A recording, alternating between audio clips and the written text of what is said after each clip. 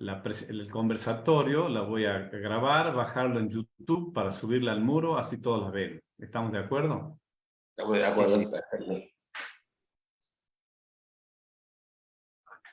Para subirla al muro, así todos la ven. ¿Estamos de acuerdo? Estamos de acuerdo, perfecto.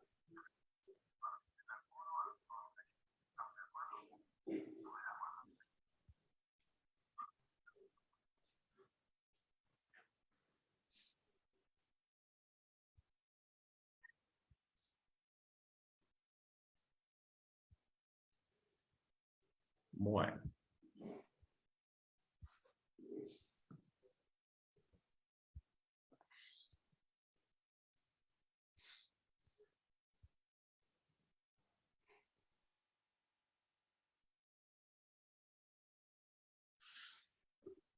Bueno, buenos días a todos los que nos están escuchando por Facebook en vivo y por supuesto buen día a los invitados en este conversatorio programado por el Partido Humanista Internacional para hoy.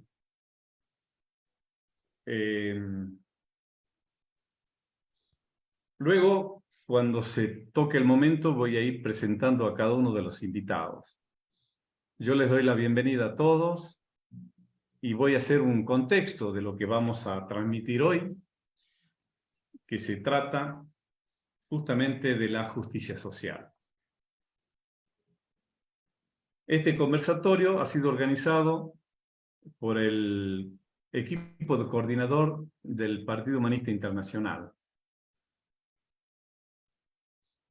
Esta introducción comienza con, en el 62º periodo de sesiones, en noviembre del año 2007, la Asamblea General de Naciones Unidas proclamó el 20 de febrero como el Día Mundial de la Justicia Social.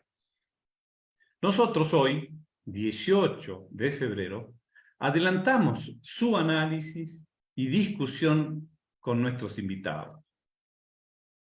En aquel momento el secretario general de Naciones Unidas, quien en su informe Nuestra Agenda Común, alerta sobre las crecientes brechas actuales del contrato social entre los gobiernos y la población de cada sociedad, basándose en una concepción amplia de los derechos humanos.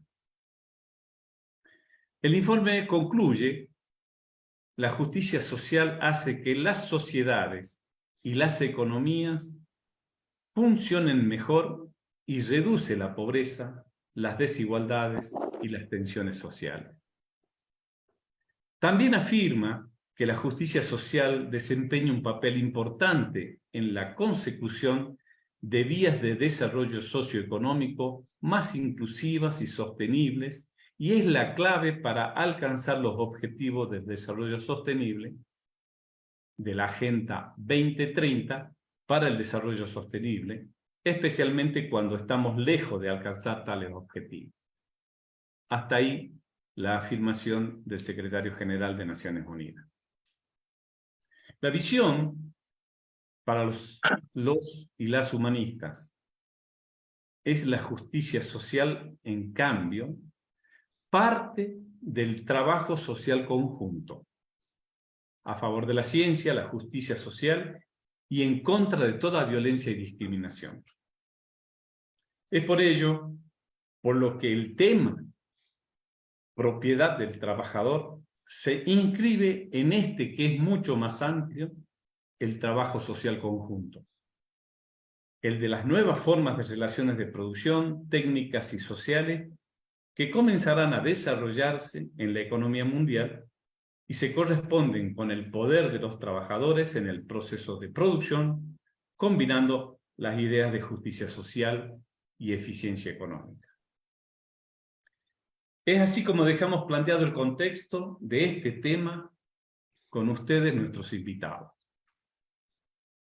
Entonces, a medida que vaya nombrando, voy a ir presentando a nuestros invitados. En este caso, vamos a presentar al primero de los panelistas, por supuesto, agradeciendo su participación. Y le vamos a presentar, a Daniel Roca, del equipo de coordinación internacional de Uruguay, que es siloísta desde mayo de 1985, refundador del PH en Uruguay a partir de 1998, donde participa hasta el presente.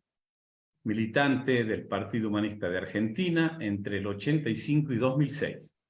Integrante del ESI en los periodos 2012-14, 2014-16, 2020-22 y 2022-24. Actualmente coordina la función de posicionamiento en el equipo de coordinación internacional e impulsa un frente de acción por la eliminación del ejército en el Uruguay. Bueno, Daniel, una vez presentado, yo te pregunto, ¿cómo puede caracterizarse el estado actual de la justicia social en el mundo? Bueno, buen día, Carlos, a los amigos que compartimos el conversatorio y a quienes nos van a escuchar ahora y ver y los que lo harán después una vez subida a las redes, ¿no? Bueno, luego de tu introducción y para simplificar a nivel mundial, ¿cómo podemos caracterizar a este mundo? Y es absurdamente injusto socialmente. No hay otra manera. Claro que eso lo hacemos desde nuestro paradigma, porque en definitiva la palabra justicia no deja de ser un término polisémico, no deja de tener distintas definiciones y distintas apreciaciones, depende de dónde se lo mire. Desde los y las humanistas, la justicia para nosotros es que todo ser humano, por el simple hecho de nacer, por el hecho de nacer y de vivir en un medio social, debe acceder a satisfacer sus necesidades básicas.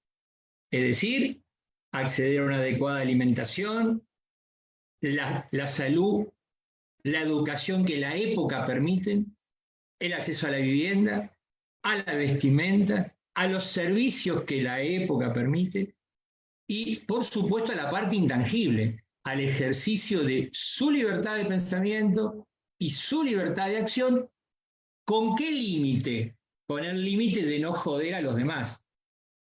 O dicho desde el punto de vista positivo, en el enmarque de una ética que oriente a esa justicia en aquello de la regla de oro, en aquello de lo que en el siloísmo definimos como principio de solidaridad. Cuando tratas a los demás como quieres que te traten, te liberas. En ese contexto es que nuestro planteo y nuestra mirada sobre la justicia se basa. Entonces no nos queda otra que señalar que vivimos en un mundo absurdamente injusto. Es evidente que este sistema mundial, que podemos caracterizarlo como capitalista, guerrerista, extractivista, mercantilista, depredador, patriarcal, es una gran maquinaria maquinaria estructural de injusticia social. Y ahora entramos en cifras que sabemos, pero que tenemos que divulgar y que tenemos que tratar de aplicarlas en la realidad, porque evidentemente en el mundo actual, una vez ve las noticias, depende de donde esté parado en el mundo, pareciera que vivimos en el siglo XXII, con la inteligencia artificial, con los últimos avances, pero por otro lado, 2.000 millones de personas comen una sola vez al día y se basa esa alimentación en un solo alimento: arroz, trigo, maíz y dos alimentos que en muchas partes del mundo los comen los animales, como es el sorgo y el mijo, que en cierta parte del mundo se alimentan animales, pero en otras se alimentan, es la base de la alimentación de las personas, ¿verdad? Entonces, en es absurdamente injusto. ¿Y quiénes son los responsables de esa injusticia? ¿Grandes conjuntos humanos? ¿Cientos de millones de personas que someten a cientos de millones? No, no, de ninguna manera. De ninguna manera. El mismo desarrollo del capitalismo ha ido concentrando cada vez en menos manos la toma de decisiones y el poder económico, y hoy podemos decir sin error, sin temor a equivocarnos, que es el sistema financiero privado, no público, privado, el gran responsable de lo que ocurre a nivel social. Ese sistema financiero privado que tiene cooptado a la banca pública y que tiene ya en niveles enormes endeudado a los países por lo que se llama sistema deuda. Nosotros escuchamos habitualmente hablar de las deudas externas como si fueran cosas aisladas, o no, es un sistema de endeudamiento que hace que ciertos países, o la mayoría de los países, transfieran gran parte de lo que producen a ese circuito financiero que termina en manos de cada vez menos personas. Entonces, el actual sistema mundial es un sistema enormemente injusto, absurdamente porque no es necesario, porque están dadas las condiciones materiales para que todo ser humano tenga esas cuestiones que dijimos al principio, todas esas cuestiones básicas satisfechas, y tiene en el sistema financiero privado, en el garrote, que es el brazo militar, porque ese sistema financiero privado que tiene cooptado a los estados utiliza a los ejércitos nacionales y a las bandas armadas de mercenarios de los ejércitos privados como el gran disciplinador, cuando en determinados países o en determinadas regiones hay gentes, pueblos que se resisten, ¿sí? Y tiene además a un sistema de educación tradicionalista que educa ingenuamente a las poblaciones, que falsea la historia, que falsea los conflictos, que niega lo que estamos nosotros diciendo acá, que tampoco transmite una ética de tratar a los demás como quiero que me traten. Y está asociado eso a los grandes medios masivos de comunicación, en los que hoy están incluidas las redes sociales, bueno, un combo de violencia económica, violencia física y violencia psicológica. Así que ese es el modo que podemos hoy caracterizar a el actual sistema mundial. Por supuesto que, en cuanto a la justicia social, por supuesto que la cita tuya inicial de la ONU y la Declaración de los Derechos Humanos debería ser el enmarque, más allá de alguna imperfección que tenga esa declaración universal, debería ser el marco hacia donde orientarnos para la justicia social. Pero ese será tema que abordaremos en la segunda parte cuando hagamos hincapié en nuestras propuestas. Así que bueno, dejo por acá mi intervención, sintetizo entonces que el sistema financiero privado, la utilización de la violencia física por parte de las Fuerzas Armadas y los ejércitos privados, la violencia psicológica por los medios de difusión y los sistemas de educación tradicionales, más por supuesto la explotación del trabajo, donde hoy es el momento de mayor esclavitud en la historia de la humanidad en cuanto a cantidad de personas. Esta misma ONU que Carlos citaba tiene el 2 de diciembre como el Día Internacional por el fin de la esclavitud moderna, porque 40 millones de personas, gran parte de ellas mujeres, son sometidas al trabajo esclavo moderno en la minería, en la agricultura, en los matrimonios forzados. Así que bueno, dejo por acá esta primera intervención y te paso la palabra, Carlos. Gracias. Gracias, Daniel. Bueno, interesante la categorización de lo absurdamente injusto, ¿no? Me quedo con esa frase tuya, en esta maquinaria de injusticia social. Eso es una frase que me resuena en esta sensación de injusticia que se vive. Bueno, vamos a pasar a presentarlo a Juan Enrique Prieto de Chile. Y lo voy a poner a Juan Enrique para luego lo ubiquen fisonómicamente. Por muchos años, el único abogado del Partido Humanista chileno y antes de la Comunidad para el Desarrollo Humano. Miembro de los directores de la Fundación Laura Rodríguez y de Fundación Pangea, a cargo del Parque Los Manantiales. Ha sido integrante y presidente del PH de Chile y permanentemente elegido miembro de su Consejo General. Bueno, Juan Enrique, te hago la pregunta. ¿La justicia social qué relación tiene con el buen vivir? Gracias, Carlos. Gracias. Una pequeñísima corrección de tu presentación. Nunca he sido presidente del Partido Humanista. Sí he sido presidente del Tribunal Supremo del Partido Humanista y miembro de ese tribunal. Perdón, gracias por corregir. Ok. Y dos, se me olvidó mencionar, porque es lo más esencial mío, y yo olvido a cada rato cosas, se me olvidó mencionar que lo más interesante de mi presentación habría sido señalar que soy miembro pleno del Centro de Estudios Humanistas Aleteia de Santiago desde su creación. Entonces, y a ellos debo hoy lo que voy a tratar de exponer, al trabajo que hemos realizado en el Centro de Estudios Aleteia. Hasta donde he mirado, y no mucho, soy cortovista. No conozco una definición de lo que pudiéramos entender por justicia social. Una definición que asocie en la creencia de que ello está bien a más de 8.000 millones de habitantes que somos en el planeta. No hay una definición conceptual. Pero sí todos entendemos que es una suerte de modo de vida en que las cosas marchen mejor y que sea de real alcance para todos y todas y todes, porque sería como la exigencia mínima de que sea algo justo, que sea para todos.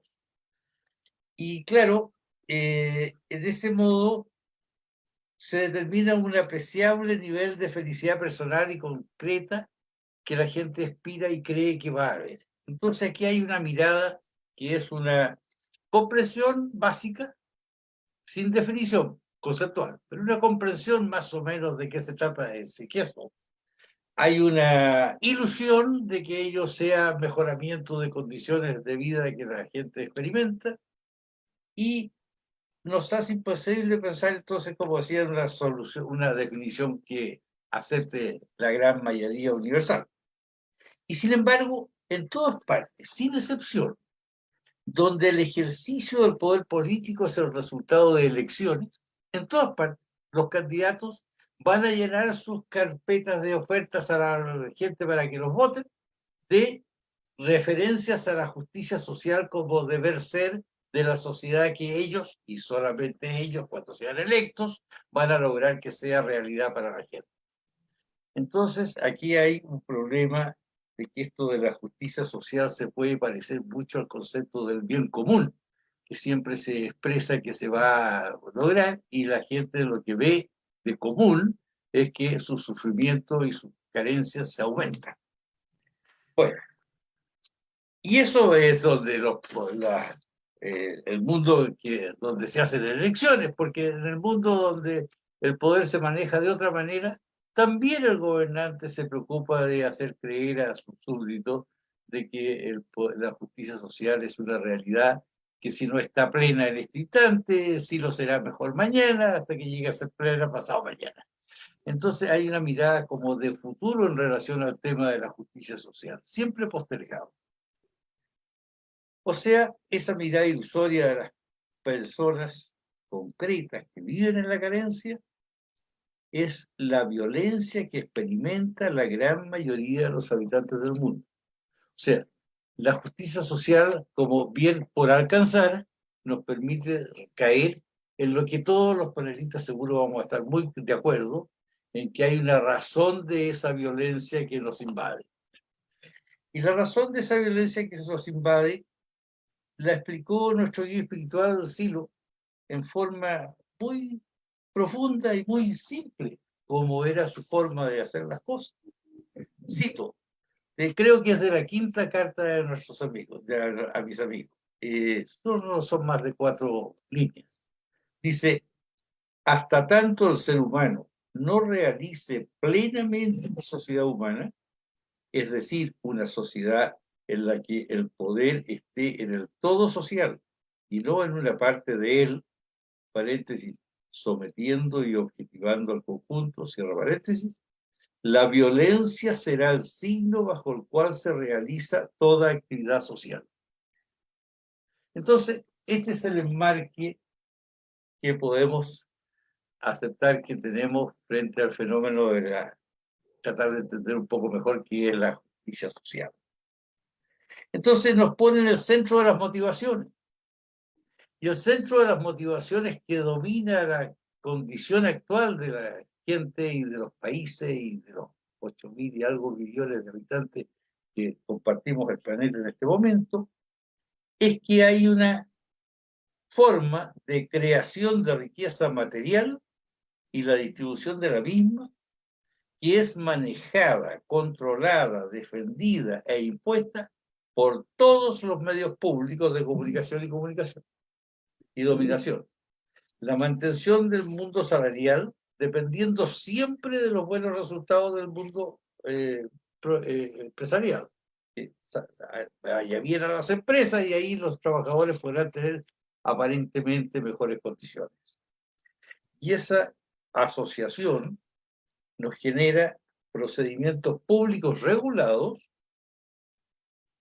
leyes en todas partes, ¿no?, paralelos a los otros, como las crisis, las pandemias, las guerras y otros procedimientos de violencia extrema, que son métodos muchas veces ocultos, bárbaros, pero todos siempre inhumanos, siempre atacan al ser humano. En la decisión tomada por cualquier forma eficaz en cada lugar de los gobernantes, y esa va a ser siempre ejercida por una infinitesimal agrupación de élites originarias de una sola matriz, el dios dinero y la mantención de sí mismo, y como una realidad inamovible. Esto no cambia. Por eso los pueblos podemos hacer revoluciones, estallidos sociales, manifestaciones de todo tipo, llenar millones de gente en las capitales y cientos de miles en las capitales regionales o menores.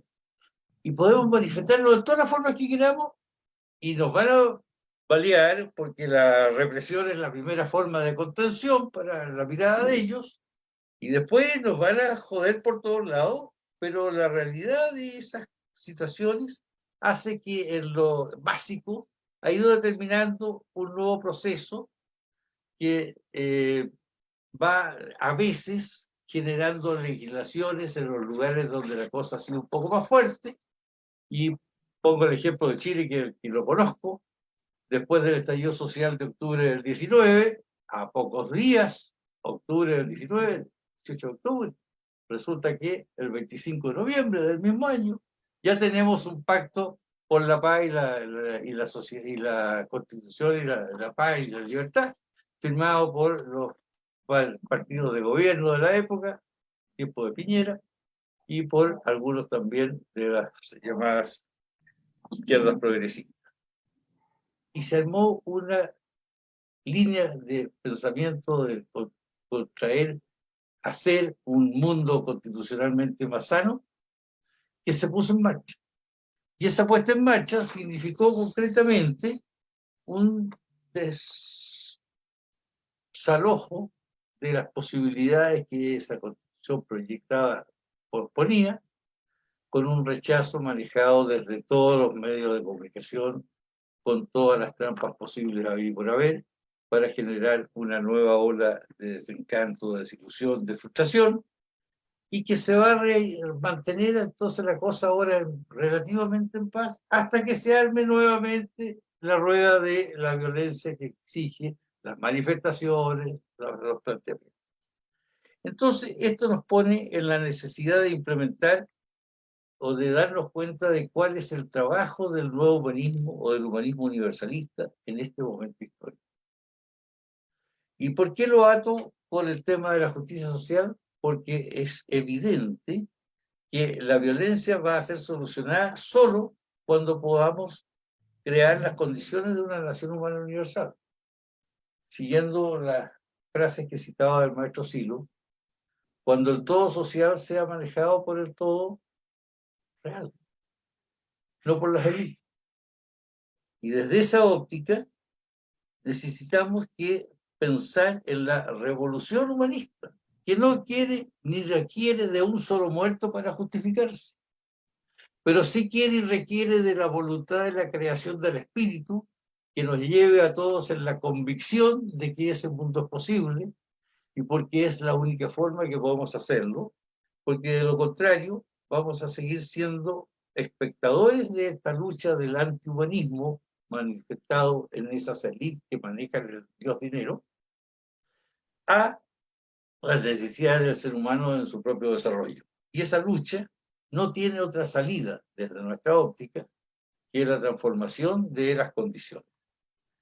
Y eso, para nosotros, no es solo un tema de Latinoamérica que ha dado señales o manifestaciones políticas públicas expresas de que busca la sociedad del buen vivir. Desde el estallido, desde los cuando se produjo el movimiento en España, el primero de todos, respecto de los, ¿cómo se llamaron en su tiempo? A ver, lo tenía yo aquí, pero no, instante me pasa con frecuencia. Pero desde el estallido social en España de los indignados de España, siguiendo después, posteriormente, y no tan lejanos, las primaveras musulmanas, siguiendo después con las chaquetas amarillas en Francia, siguiendo con los movimientos que han habido en Latinoamérica en muchas partes en relación a el pudor que gobierna en contra de señores como Bolsonaro y similares, no decir Trump, ya es historia, que también trató de asociarse a movimientos apoyándolo a él. Pero en fin, todos ellos lo que hicieron finalmente fue llevarnos a establecer que existe en el mundo en estos momentos dando vuelta una nueva sensibilidad que nos permite con cierto pequeño optimismo, pero optimismo al fin y al cabo, pensar que los mundos y los tiempos son mejores.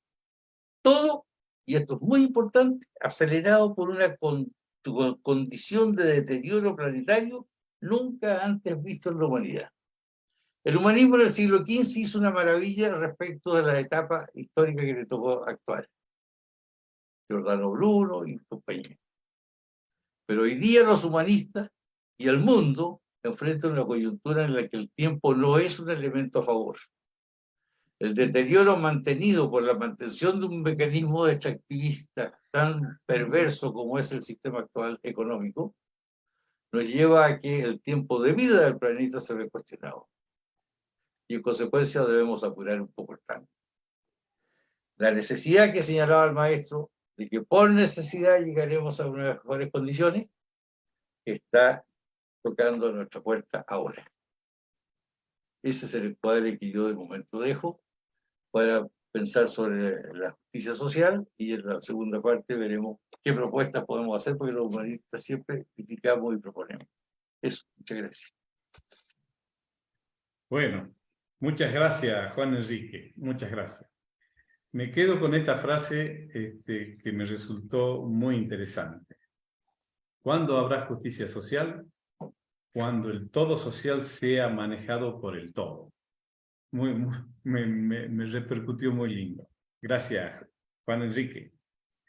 Gracias. Bueno, ahora nos toca presentar a Xian Rodríguez Canaval, de España. Es afiliado desde el Partido Humanista del año 2005, actualmente formando parte del equipo coordinador del PH de España y desarrollando su actividad en un frente de acción compartido con otros organismos del movimiento humanista en la ciudad de Madrid. Bueno, Sam, te pregunto, ¿qué problemas cree que encuentra hoy el ejercicio de la justicia social? Bueno, en primer lugar quería agradecer las intervenciones de los anteriores compañeros. Yo la verdad que aprendo mucho con cómo se explica cada uno.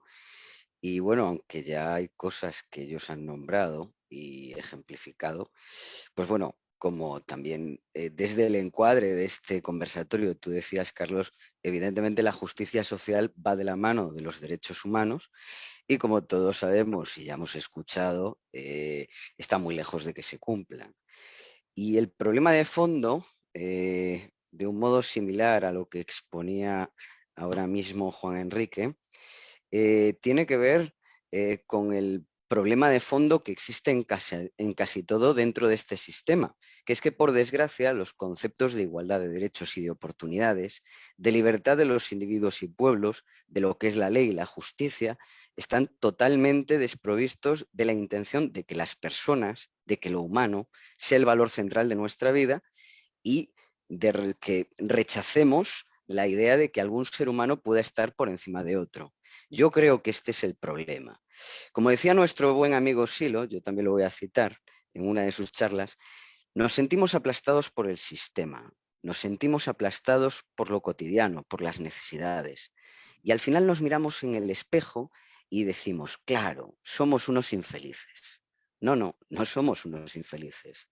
Yo creo que en todos hay algo muy grande, pero parece que para quedar bien tenemos que decidir que somos insignificantes. No somos insignificantes.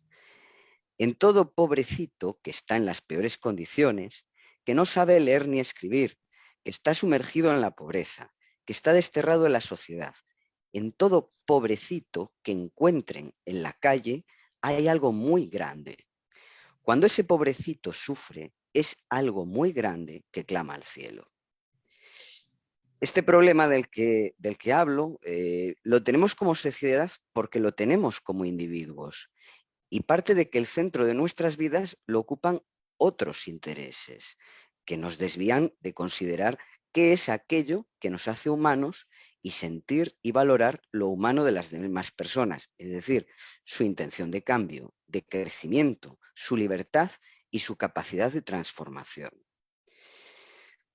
Cuando las posibilidades de los demás son desiguales a las mías, muchas veces no es porque evidentemente tenemos cualidades que nos hacen diferentes, sino porque no hemos tenido ni tenemos las mismas oportunidades. A mi entender, si lográsemos que todo aquello que nos hace humanos fuese el eje central de nuestra vida, quizá pudiésemos plantearnos dejar de delegar nuestro poder en quienes manejan actualmente la fuerza económica y política, porque nos traicionan claramente a favor de otros intereses. Pero claro, es que esos otros intereses también los tenemos los ciudadanos de a pie. De hecho, es que somos la masa del conjunto social quienes día a día mantenemos y hacemos posible este sistema en el que vivimos todos. Sentimos que bastante tenemos con sobrellevar nuestras circunstancias, dada la aceleración que llevan los acontecimientos y las dificultades con las que debemos lidiar todos los días y ocuparnos de trabajar, pagar un techo, tener cubiertas nuestras necesidades y las de nuestras familias.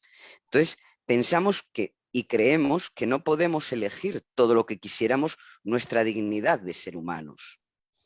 Esta sensación y esta creencia de que no podemos dejar de mantener este sistema opresivo y de que nuestras circunstancias siempre están por encima de nosotros y no podemos hacer nada por cambiarlas, es la parte que nos hace participar en esta trampa, que impide que el ser humano se coloque como el valor central de nuestra vida individual y social.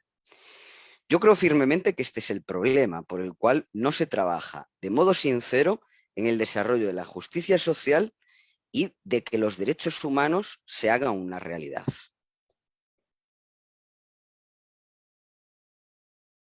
Y hasta aquí la exposición. Muy bien. Muy bien. Muchas gracias, Sam. Muchas gracias.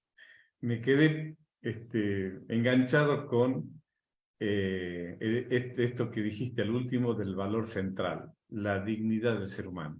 Ahí me quedé enganchado, por eso agradezco tu intervención. Bueno, ahora vamos a presentar a Eduardo González Holguín, de Córdoba, Argentina, economista heterodoxo, profesor de grado y posgrado de la Universidad Nacional de Córdoba, columnista en el medio de prensa, asesor de empresas de economía social y afiliado al Partido Humanista. La pregunta que te hago, Eduardo, ¿existe espontáneamente la justicia social? Bueno, primero que nada les agradezco mucho esta invitación. Para mí realmente es un honor muy grande poder participar en este panel. Y me parece que es importante que nosotros entendamos, bueno, en dónde estamos inmersos, que es la naturaleza del sistema capitalista. El sistema capitalista se llama capitalista justamente porque el capital es lo central. O sea, todo lo demás queda condicionado al crecimiento del capital. Entonces, ese crecimiento del capital va, digamos, avasallando todas las relaciones sociales. Y las relaciones sociales se articulan, digamos, y se mueven en función del crecimiento del capital. Un crecimiento que tiene, digamos, dos movimientos. Uno, la concentración, en donde nos está indicando que cada vez hay menos empresas que proveen, digamos, al mercado y a la demanda, y la otra es la centralización, que quiere decir que hay cada vez menos dueños. Por eso nosotros nos encontramos, ¿no es cierto?, con algunos estudios que te dicen que aproximadamente el 1% de la población mundial es realmente la dueña de los recursos, del capital que existe en esta tierra. Y esto es una situación que nosotros tenemos que verla desde los comienzos mismos. Es muy interesante ver que cuando se comienza a estudiar la revolución industrial, lo hace un inglés que se llama Arnold Toynbee, y para sorpresa nuestra, digamos, de los investigadores, digamos, modernos, ¿qué es lo que mira Arnold Toynbee? Algo totalmente distinto de lo que miramos nosotros. Nosotros vemos justamente cómo a partir de la revolución industrial aumenta exponencialmente la producción y aumenta la eficiencia en la producción. Arnold Toynbee, ¿qué ve? La pobreza. Lo que le llama la atención al primer investigador de la revolución industrial es la pobreza que genera, la exclusión social que genera en Inglaterra, que es justamente la que comienza con este proceso. Entonces, de entrada, está mostrando cómo, digamos, esa exclusión social es inherente al sistema capitalista. Y como decía recién Daniel, eso se ha ido, digamos, acentuando con el capitalismo financiero. Y estamos entonces en una situación en donde cada vez más quedamos excluidos, porque estamos en una contradicción realmente paradójica. Todos los mecanismos y novelas de ciencia ficción hablan justamente de la importancia de la automatización, de la robotización, y tenemos inclusive algunas películas en donde prácticamente el ser humano no hace nada y todo lo hacen los robots. Y entonces uno dice, ¿de qué viven esos seres humanos? Bueno, justamente teóricamente de lo que decimos nosotros, de la renta universal básica e incondicional. Pero justamente no se está dando eso. Lo que se está dando es que la robotización y la mecanización y la automatización van generando justamente exclusión de trabajadores. Entonces una cuestión central en esta cuestión, digamos, de la importancia del capital, que creo que hay que tener siempre en cuenta, es la mercantilización del trabajo. Y se llega entonces a naturalizar que el trabajo es una mercancía. Y no es una mercancía. La mercantilización del trabajo también es un proceso histórico-social que ha tenido su comienzo y que seguramente va a tener justamente su fin. Pero en la medida que nosotros pensamos que para poder tener una retribución, un ser humano tiene que estar vendiendo su fuerza laboral, fuerza laboral a su vez está condicionada por el capital, nosotros vamos a encontrar que van creciendo los niveles de exclusión y que la tecnología, en lugar de ser, digamos, algo favorable para el ser humano, se va transformando, digamos, en algo perverso, en donde cada vez más seres humanos, más trabajadores, se quedan justamente sin trabajo y son cada vez más excluidos y nos dan entonces esas cifras escalofriantes, ¿no es cierto?, de miles de millones de personas que apenas pueden comer y que, bueno, están debajo del nivel de subsistencia. Y es importante lo que marca Silo, cuando habla justamente de cómo, digamos, el todo social, ¿no es cierto?, tiene que apropiarse, porque es un problema de correlación de fuerza y de política. No es un problema, digamos, de que las fuerzas del mercado, como nos quieren hacer creer, en algún momento van a solucionar este problema. Es un problema político, en donde nosotros los humanistas tendremos que tener una política deliberada, ¿no es cierto?, de poder, para poder justamente ir cambiando las reglas de juego, para poder ir cambiando justamente esta realidad. Realidad inclusive que es importante que nosotros veamos que ha, digamos, dominado todo esto, esta, digamos, centralidad del capital, esto que hace que el crecimiento del capital sea lo central y que todo lo demás, digamos, baja la cabeza y queda condicionado por esto, existe en todo el mundo.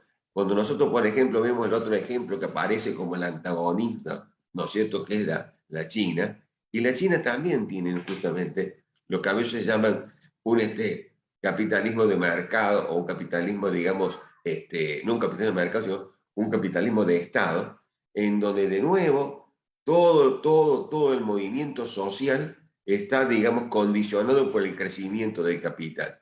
Y las situaciones, digamos, de los trabajadores chinos dista mucho también de ser, digamos, una situación favorable. Por eso, entonces, yo soy, digamos, enfatizo mucho el hecho justamente de que nosotros, los humanistas, estamos proponiendo algo distinto de lo que existe actualmente al poner el ser humano como central. Entonces, el ser humano como central, que el capital esté en función de la felicidad de todos los seres humanos, significa un cambio rotundo. Por eso yo me atrevo a decir que nosotros, los humanistas, somos los únicos que en este momento seguimos hablando de revolución, de una revolución pacífica, porque uno se fija, por ejemplo, en los partidos de izquierda, ya no hablan más de revolución, porque lo que están haciendo es tratar de morigerar la explotación que el capital le hace al trabajo. Y nosotros estamos pensando algo totalmente distinto, cuando decimos el ser humano es lo central y todo lo demás está en función de que todos y todas los seres humanos, sean de la condición que sea, de la raza que sean, de la religión que sea, de la región del mundo que sea, tienen que ser respetados por ser tales y tienen derechos que les son inherentes e inalienables. Estamos proponiendo un cambio que realmente es revolucionario. Eso quiero recalcar yo y por eso, digamos, yo me he unido hace poco, digamos, al humanismo, porque ahí justamente he encontrado algo que contenga los ideales que he perseguido toda mi vida. Con esto termino mi exposición. Bueno, muchas gracias, Eduardo. La verdad, interesante la revolución pacífica. Algo novedoso y nuevo para muchos. Eso poniendo al ser humano como valor central. Eso cambia totalmente. Gracias, Eduardo. Bueno, hemos completado el primer ciclo de preguntas, donde hemos contextualizado cada uno su visión y su particular forma de responder a las preguntas. Ahora vamos a iniciar el segundo ciclo de preguntas. Y vamos a comenzar por San Rodríguez, de España. Con Juan Enrique de Chile. Disculpen, la tenía tapada. Juan Enrique, te hago la siguiente pregunta en la segunda ronda. Estás muteado, vamos a sacarte. A ver si puedes. Ya salió. Ahí está, bien, perfecto. Entonces, te voy a poner en hablante, ahí estamos. La pregunta es, ¿las políticas públicas, apoyo o lastre de la justicia social? Gracias. Bien, rápidamente. Si hubiese el dinero, los recursos suficientes para implementarlas, evidentemente serían un apoyo. La falta de dinero hace que se transformen en lastre porque pasan a ser un mero como si. Existe, hablo de la administración de mi país, existe un Servicio Nacional de Menores que ahora le acaban de cambiar el nombre, pero sigue siendo el mismo servicio, pero que no tiene el dinero suficiente para atender a los millones de chicos que necesitan su atención. Y en consecuencia, aparece como que, claro, la legalidad dice que hay un servicio de menores, pero el servicio de menores es tal para los pocos que tienen la suerte, el pituto, la fortaleza, las ganas, no sé, la suerte finalmente de llegar a ser considerado entre los cupos de los que fueron atendidos, y los otros pues a la fila de las plazas y hagan lo que quieran. Entonces, claramente no existe en las políticas públicas sino la suerte que le destina el financiamiento que anualmente determinan ministerios de Hacienda y todo el resto de los que manejan los recursos. O sea, volvemos al mismo esquema maldito que veíamos en la primera parte, en que los dueños del dinero son los que manejan el destino de la vida de las personas. Entonces, las políticas públicas sí, pueden ser apoyo. Generalmente, y esto como abogado lo sé bien, las leyes tienen buenas redacciones de propósitos razonablemente explicados y dichos en el texto. Pero la ejecución material de eso no depende del legislador que la dictó, y los errores que haya también son del legislador, pero los méritos también. Y el legislador dice cosas buenas que hay que hacer, pero la ejecución depende de los recursos para hacerlo y de la interpretación que dé el Ejecutivo a cargo del momento para realizarlo. Entonces, no es solo un problema de que las políticas públicas existan. Casi en todos los países, comillas, civilizados existen políticas públicas que atienden a los menores, a los adultos mayores, a las mujeres en situación de vulneración. Todo lo que tú quieras imaginar existe. Pero existe en las áreas básicas de la educación, de la salud, de la vivienda, del trabajo. Existen formas en las cuales se puede llegar a establecer, siguiendo la norma, situaciones concretas de apoyo a que se pudiera decir que vivimos en una sociedad de justicia social. Pero la ejecución material, insisto en el concepto, y esto hay que ser incansable porque es la única realidad del trasfondo que está inserta aquí, como lo decía recién Luis, profesor, en el tema del manejo económico. Si es que no hay otra realidad que esa cuando se trata de grandes números en una sociedad. La vibración psicológica personal de cada cual está mantenida por su cantidad de espíritu que tenga posible de recurrir a ella. Y lo digo en forma metafórica porque todos entendemos que se trata de un asunto personalísimo. Pero yo lo atribuyo a la creación de espíritu. Eso es mi mirada personal. Ahora, que eso te sirva para seguir pensando que es posible que mañana pasado tenga tu hijo o tú las posibilidades de acceder a las políticas sociales que te dan una mejor calidad de vida, sí, también es cierto. Pero la injusticia mayor de la justicia social es que, como señalaba yo al principio de la primera intervención, siempre está puesta en el futuro. Mañana vendrá, pasado mañana vendrá, porque si no tienes esa ilusión y esa esperanza, entonces termina siendo una cuestión demasiado agonizante para el que la experimenta. Entonces, sí, las políticas sociales pueden ser un apoyo dependiendo de los recursos con que las vistan. Y esa es una determinación política y que no es solo del presidente de la República o del Ejecutivo, también es del Legislativo y también de nuestros jueces. Porque a la final la cosa es cuando se transforma en un conflicto social, lo dirime un juez que ha de resolver cómo lo hace. y ese juez no ha sido elegido, no tiene su potestad desde la soberanía popular de como lo tienen los otros poderes del Estado, sino por designaciones y méritos relacionados con un procedimiento.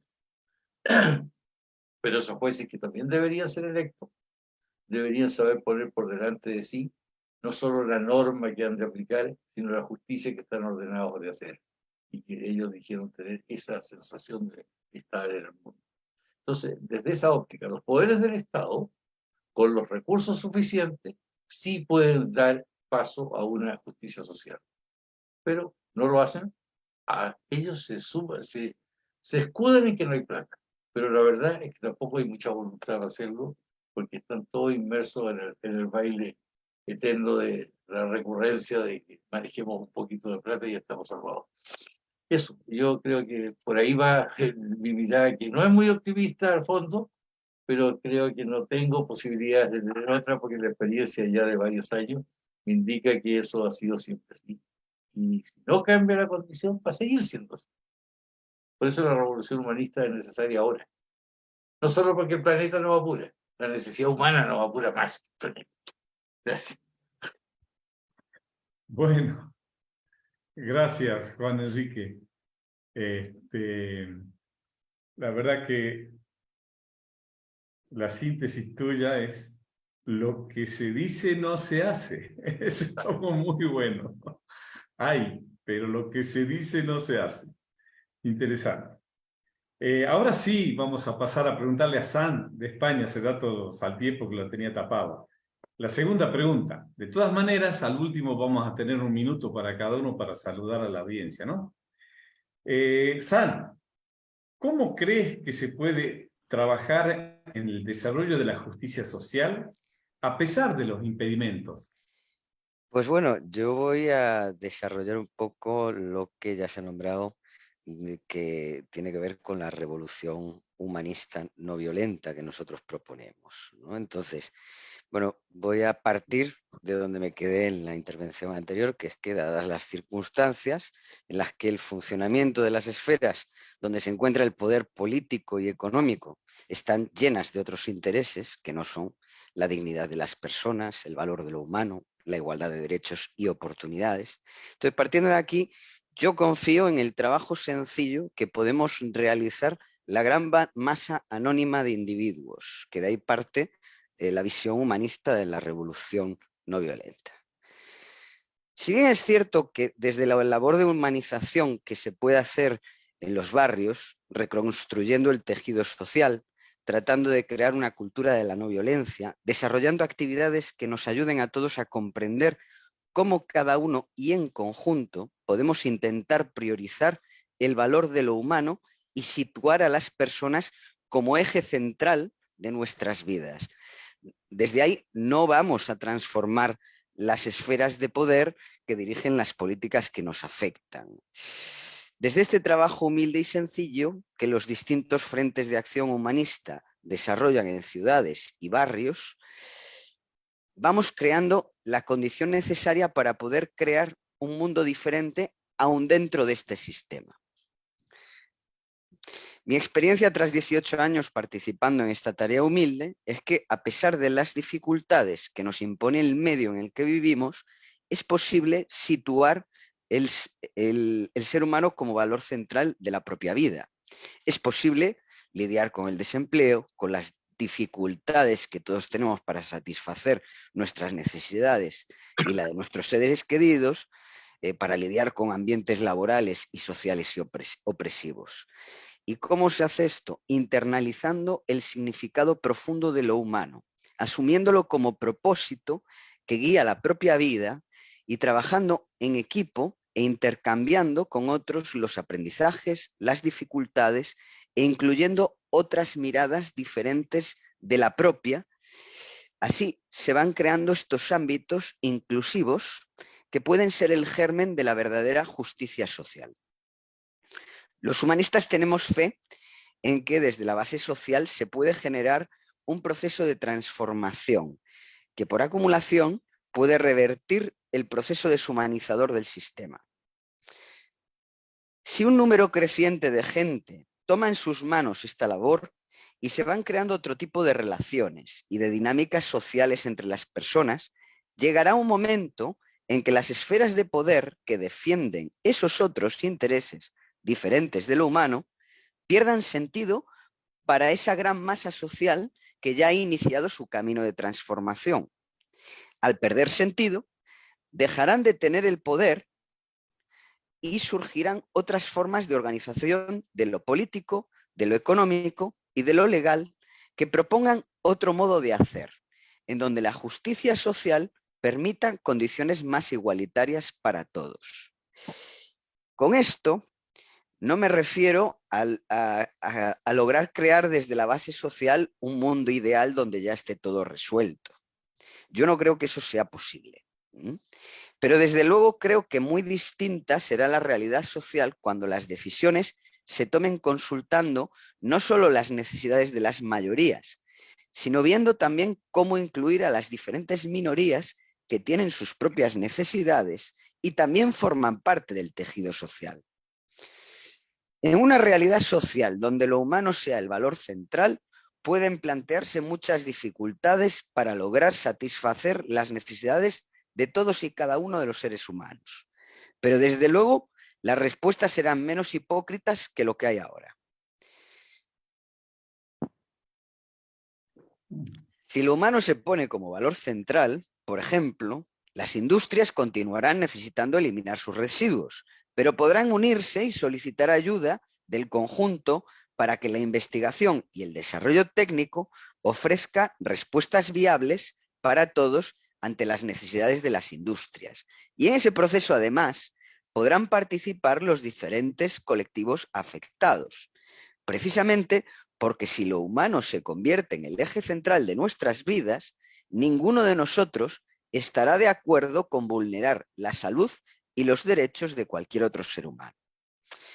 Hace unos días, compartiendo estas consideraciones con una gran amiga, ella me replicaba que para que esto suceda tendríamos que ser todos iguales y eso resulta imposible. Yo no creo que situar al ser humano como valor central de nuestras vidas no suponga una uniformidad, más bien todo lo contrario. Cuanto más posible sea crear una inclusión de todas nuestras diferencias, más real será eso de que lo humano se convierta en lo importante para todos. Y más posible será, entonces, que se expresen nuestras diferencias y nuestras diferentes necesidades, y que esto sea reconocido por todo el conjunto social. Además, dado el proceso de aceleración creciente que llevan los acontecimientos y las dificultades que cada vez afectan a más personas en el planeta, que ya se han descrito en muchas de ellas, dentro de un sistema que no es viable a futuro y que lejos de resolver los problemas pone parches hipócritas sobre las necesidades básicas de las personas, considero que dar valor a lo humano es la única salida válida para el futuro de nuestra especie. Y bueno, esto es todo. Feliz Día de la Justicia a todos y que la inspiración nos coja trabajando. Gracias, Jean. Internalizando el ser humano como valor central. Interesante, interesante. Será otra realidad social. Bueno, ahora me toca preguntarle a Eduardo González Holguín. La segunda pregunta. ¿Hay vínculos entre justicia social y desarrollo económico? Sí, y acá tenemos una cosa bastante complicada, porque tenemos que empezar primero en cuestionar la idea también naturalizada de desarrollo económico, que tiene, digamos, una connotación en donde en realidad están aceptando como natural muchas de las cosas que nosotros estamos cuestionando. En el Congreso Mundial de Economía de 1980 se hizo un esfuerzo muy grande por justamente cuestionar este camino del desarrollo, que en realidad es el desarrollo de algunos países líderes en el capitalismo, que si nosotros vemos, qué sé yo, Estados Unidos es la población que tiene la mayor cantidad de personas presas en cuanto a porcentaje de la población por delincuencia. Muchos no se cuenta justamente que ese paradigma del capitalismo es un paradigma de exclusión social también y no se cuenta. Entonces, tenemos que empezar cuestionando ese paradigma de desarrollo capitalista por otro paradigma que es el que nosotros tenemos, que es un desarrollo económico en donde toda la economía gira en torno a que cada uno y cada una de los seres humanos logren sus aspiraciones. Y como bien dice San, tampoco quiere decir que somos homogéneos.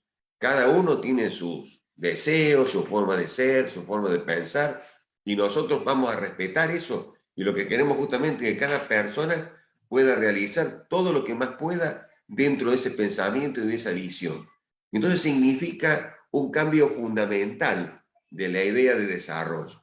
A partir de eso, yo pienso que el tema de la justicia social nos da un elemento importante en esta lucha que tenemos que hacer por lo que se conoce como sentido común. El sentido común durante muchos años fue una construcción social. Hoy el sentido común es una construcción de los medios masivos de difusión, haciendo, yo coincido mucho con lo que dijo al principio Daniel, los medios masivos de difusión hoy deliberadamente construyen sentido común, que hace entonces que muchas personas terminen en las elecciones votándose en contra.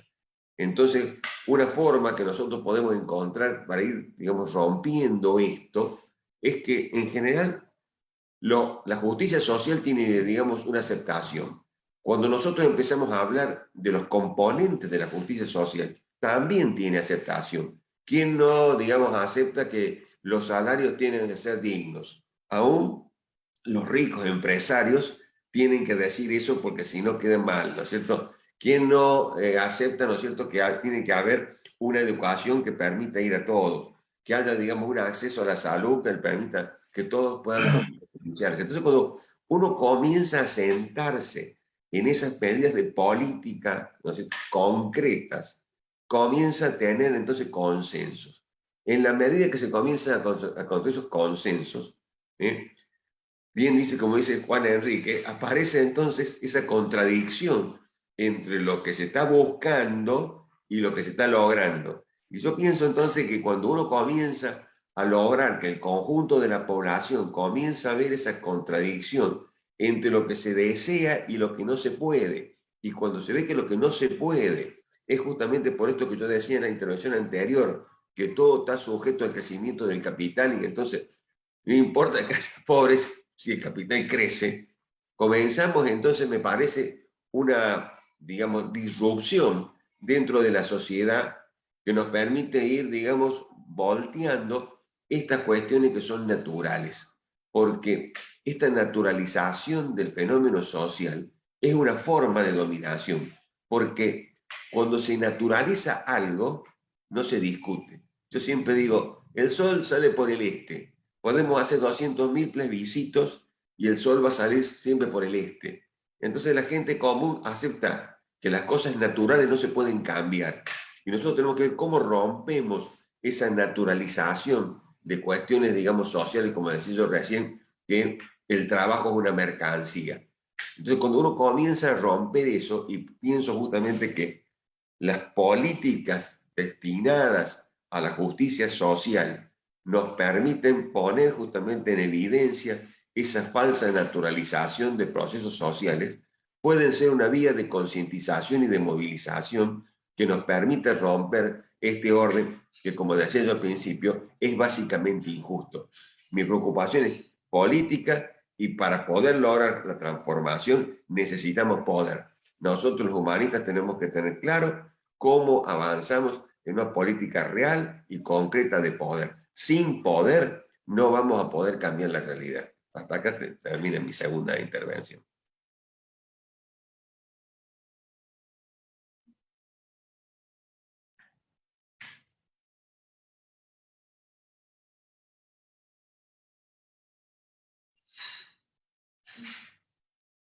Está muteado, Carlos. Carlos, estás muteado, sí. Estás muteado, Carlos, ¿eh? Perdón, había ruido acá, por eso me había muteado. No, simplemente quedé enganchado con algunas frases interesantes políticas de Eduardo, ¿no? Paradigma de exclusión social, cambio fundamental de la idea de desarrollo, falsa naturalización del cambio social. Son cuestiones políticas de interesante desarrollo. Bueno, vamos a preguntarle a Daniel ahora, ¿qué cambios fundamentales deberían ocurrir para orientarnos hacia un mundo con justicia social? Bueno, después de las intervenciones de los amigos, a ver, vamos a tratar de sintetizar. Lo que está claro, lo fundamental es que se tiene que superar el sistema capitalista, y eso hay que decirlo sin miedo, porque esa misma naturalización de la que hablaba Eduardo, y esa cita que hizo al principio, cuando nos ubicó en la Inglaterra, ¿verdad? Donde ahí surge la cuestión social, que no es más ni menos que las horribles consecuencias de los niveles de sobreexplotación humana en la Inglaterra, que al mismo tiempo comercializaba con esclavos toda África, ¿verdad? Y también producía la revolución industrial. En ese contexto es necesario superar el capitalismo. Así que dígalo con ganas, nosotros que tenemos nuestra herramienta, hay que superar el capitalismo. ¿Y qué es el capitalismo? Que está claramente definido acá en el diccionario humanista de nuestra mirada, ¿verdad? Básicamente es medio de producción en manos privadas y explotación del trabajo asalariado. Y una de las cosas que tenemos que producir y llevarlo a lo pedagógico, a lo descriptivo, porque también es lo opuesto a lo que está naturalizado, es quién produce la riqueza, que hay una trampa ideológica en la que no me quiero meter, pero acá tengo el librito de Locke. Locke, que es citado por los liberales, dice que uno es dueño de lo que produce con sus propias manos, no las manos del otro. Entonces, ¿quiénes producen la riqueza? ¿Los accionistas de una empresa producen la riqueza? A ver, hace poco presenciamos en Argentina una huelga de trabajadores del neumático, y yo me preguntaba, si los trabajadores del neumático no van a trabajar a las plantas, ¿van a ir los accionistas de la empresa a fabricar los neumáticos? Yo les aseguro que más de la mitad de ellos no saben ni prender la llave en cualquiera de las plantas de producción, en cualquiera de las secuencias productivas. No saben dónde está la llave. Mucho menos van a poder producir algo. Y cuando hablamos de trabajador, eso tiene que estar claro, hablamos desde el que limpia y hace la higiene en un quirófano que es tan importante como el que opera, porque si hay virus hospitalarios, buena medida es la higiene del que limpia, a aquel que está trabajando en la computación cuántica, en la nanotecnología, en lo más complejo, en la inteligencia artificial, que es un trabajador. Pero los que se han adueñado son los que no trabajan y hacen negocios. Los que están viendo cómo ese mercado, que también citaba Eduardo, ¿verdad?, se vuelve cada vez más oligopólico. Cómo el Estado, que es el gran facilitador de los negocios de los privados, porque en todo el mundo está totalmente subsidiada la economía. Hacen los negocios para cada vez concentrar la riqueza en menos manos. Entonces, tenemos que cuestionar de fondo el sistema capitalista, comprender que si mañana cae el sistema financiero privado, ni los trabajadores pierden la memoria, ni las fábricas se evaporan, ni las montañas se derriten, ni los alimentos se van a otro planeta. Todo está acá a disposición. Entonces, sin revolucionar esa relación capital-trabajo, no es posible superar la situación actual. Por lo tanto, no va a ser posible jamás ni superar el capitalismo ni alcanzar la justicia social. ¿Y qué es lo que proponemos los humanistas? Bueno, acá sí, claramente vamos a ser repetitivo, como decimos otras veces, porque es nuestro paradigma. Quedando claro, entonces, que no es perfectible el capitalismo, que no puede ser ni verde, ni sustentable, ni nada, ni humanizado, nosotros, el nuevo sistema que proponemos, ¿cuál es? Que los complejos problemas actuales que tiene la humanidad y el funcionamiento de las sociedades sea poner todo en función de la salud en el sentido integral de la misma, que incluye la salud mental, ¿verdad? Y en función de la educación, que la educación incluye valores, creencias, entre ellas de que no habrá futuro si no es de todos y para todos, como señalamos de nuestro paradigma, ¿verdad? Entonces, ¿cómo superamos el capitalismo, que es el gran impedimento? Bueno, necesitamos avanzar en la propuesta de democracia real, de la banca financiera sin usura, de la cultura de la no violencia. Ese es el marco, junto a revolucionar la relación capital-trabajo, que nos va a poder dar otro entorno social y donde finalmente viviremos una sociedad justa. Eso es una utopía. Vivimos en tiempos de distopías, hay un formidable trabajo de los medios de difusión, de Disney, de las grandes corporaciones, de alimentar la psiquis de las nuevas generaciones con un mundo oscuro, destructivo, con gente que vive dentro de 2000 años y tiene las mismas pasiones, los mismos problemas, pero arriba de una nave espacial, es así. Y nosotros sabemos que hay otras propuestas, no somos los únicos además, y es por eso que podemos decir en el sentido más amplio de la palabra que es necesaria para la transformación de la sociedad en la que vivimos y de superar este sistema capitalista y alcanzar la justicia social, la unión de todos los humanistas del mundo en el sentido más amplio de la palabra. Sin esa unión, sin la creación de poder popular como alternativa al poder del dinero, no va a ser posible los cambios. Podrá haber rebeliones, como fueron citadas en algún momento, la historia de la humanidad está llena de rebeliones, pero las revoluciones se dan muy de vez en cuando, porque requieren no solo de condiciones objetivas, sino de condiciones subjetivas.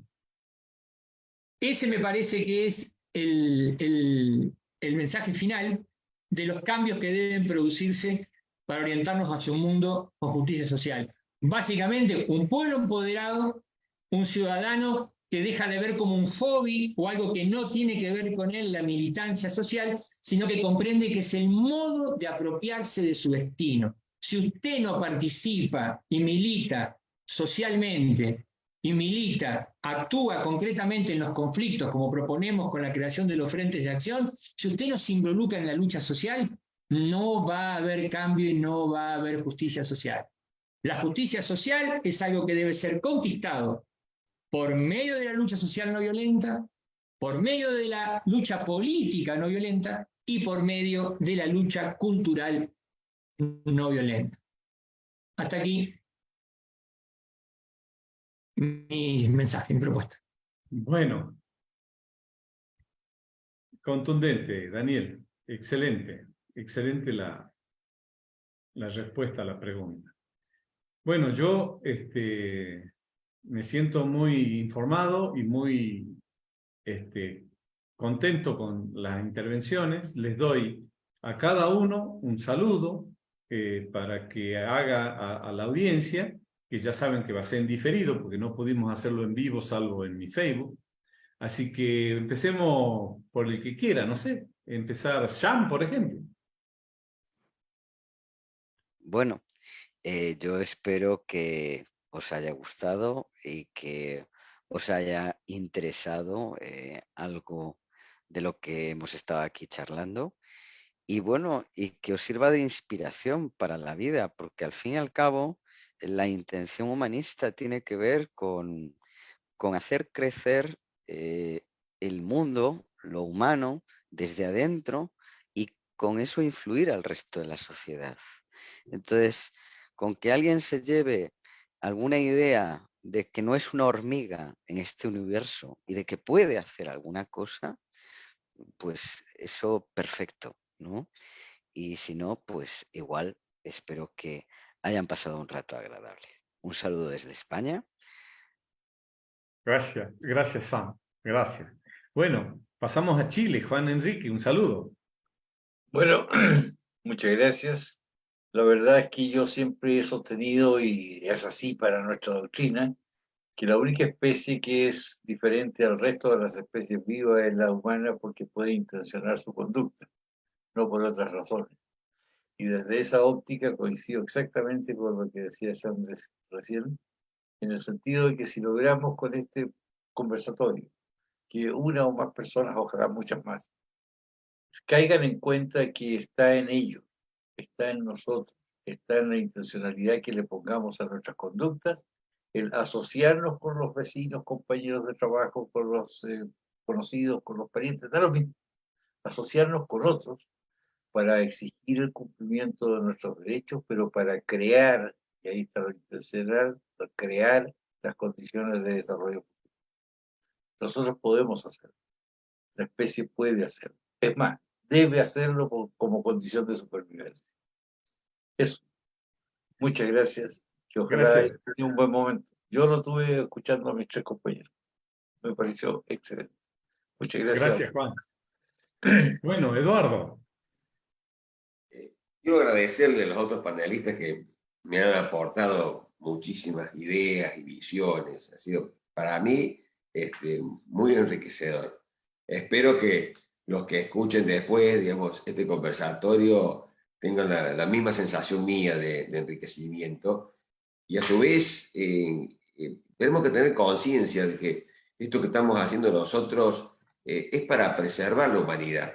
Hay innumerables estudios que muestran que nosotros no podemos seguir con esta carrera de acumulación que permanentemente, que a veces no se dice, esa acumulación se hace usando insumos de la naturaleza.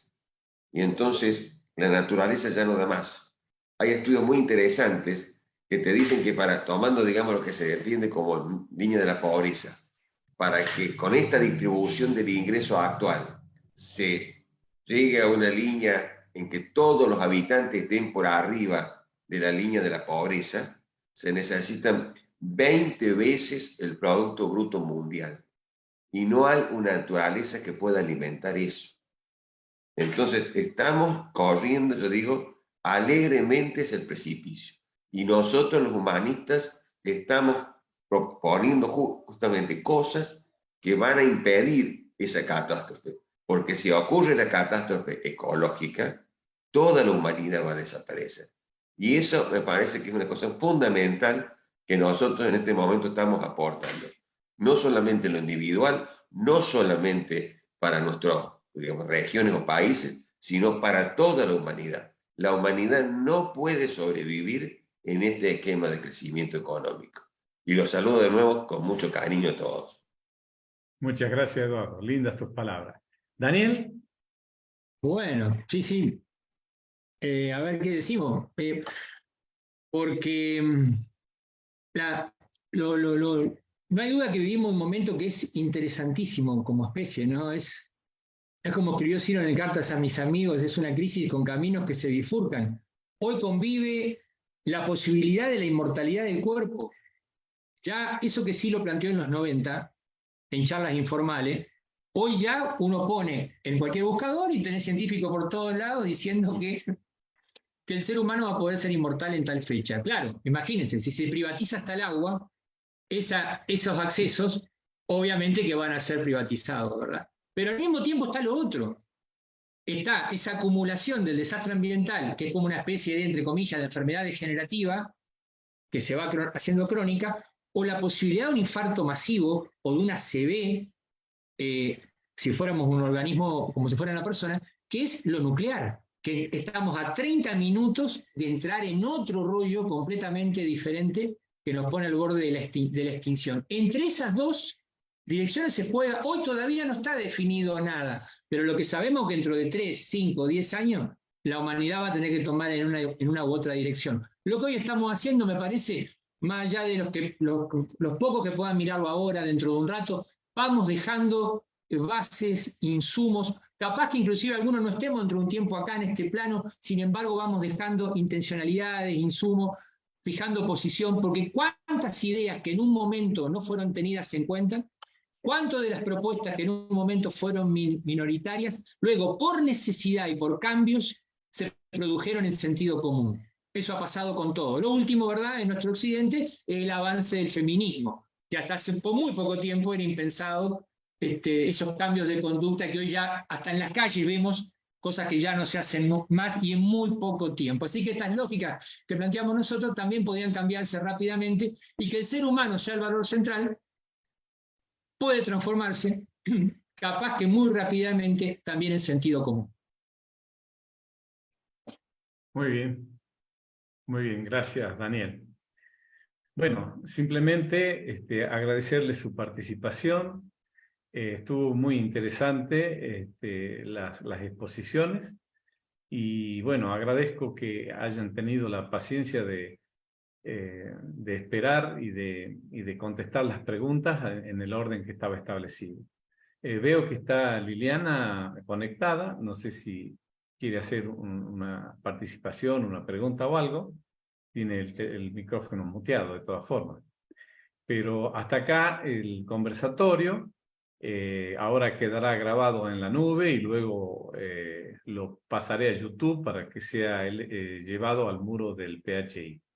Así que les agradezco y muchas gracias. Paz, fuerza y alegría para todos. También para ti, paz, fuerza y alegría, amigo mío, y a todos. También para ti. Muchas gracias a todos. Ha sido espectacular la exposición de cada uno. Muchas gracias. Agradecidos en nombre del PHI. Gracias. Chao, hasta luego. Chao. Chao, chao.